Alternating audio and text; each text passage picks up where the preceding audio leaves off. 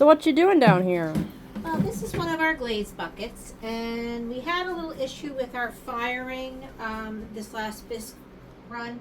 So we are trying to save the pieces that were fired too hot, meaning that they are in a state where they're not going to absorb the glazes as well.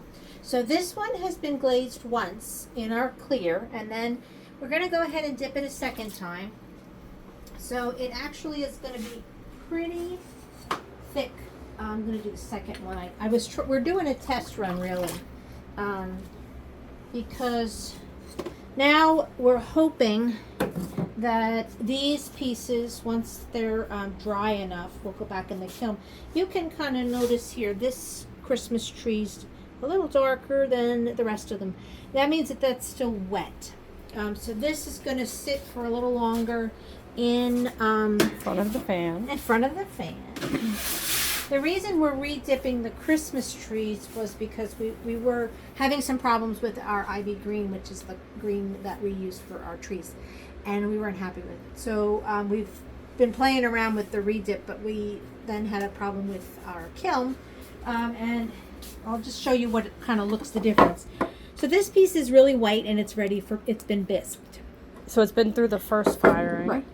This piece actually skipped over the first firing and went right to being done, but it's not done because we never painted So it. this is what happens when you fire. So this one was fired to 04, which is a lower temperature than what we fired to for our glaze firing, which is cone 5. So I by accidentally did the wrong cone and we're trying to save them. The pieces. So that's what happens sometimes. And we aren't going to be in the studio tomorrow, so we decided we would do the trees over, do their double. See if you look at these trees on the top.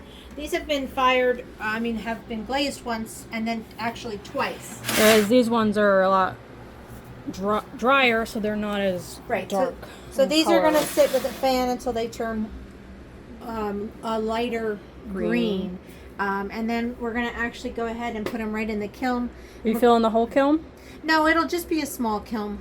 And that means that the pieces that are on the cart that we're hoping to save. Mind you, majority of those pieces were all wheel thrown. That's right, because I have not been able to get down. So literally, all of these round pieces are all either spoon rest jewelry dishes or mini jewelry dishes, sponge holders that I made that I messed up on the firing. And Tool Tuesday, there's some Tool Tuesday there. But you know what? It happens. Yep. In any studio, it happens.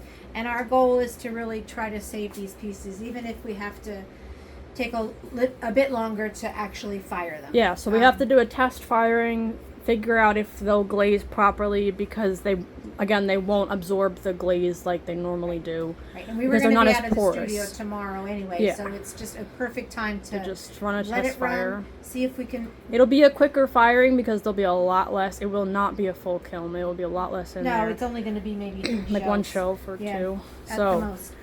So we'll go ahead and fire that up, but it happens in a studio. That's kind of why.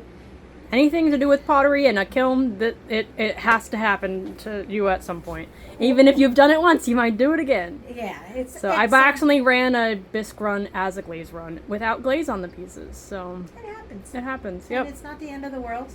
I only realized it after we were getting home, and I'm like, I think I did that wrong. It's okay. So it happens. But so anyway, just a little what you doing down here. We are going to be at a lair next week. On Saturday, 10 to 3. Yeah. It's an outdoor show, so hopefully the weather cooperates. And then we will not be having a live sale or story sale after this test run. Yeah, the test run. I don't know that we're going to be able to get it all glazed. The problem is when you fire something incorrectly like I did, you have to, the best way to make it adhere the glaze to the piece is to dip it twice. Usually we dip, because we dip most of our glazes.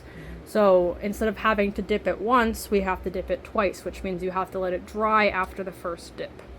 And then dry after the second dip. And then dry after the second dip. So it's a very long process to try to get the glaze to adhere to the piece when it's been overfired. It's worth it if we can make that happen. Yeah, since it's probably well over, how many pieces do you think I did? I don't want to even count it because it's Probably just too over much. 100. I think it's more than that, but that's beside the point. Yeah. So anyway, So. just letting you know. All right. Sometimes that happens. It does. We'll be back and talking to you soon.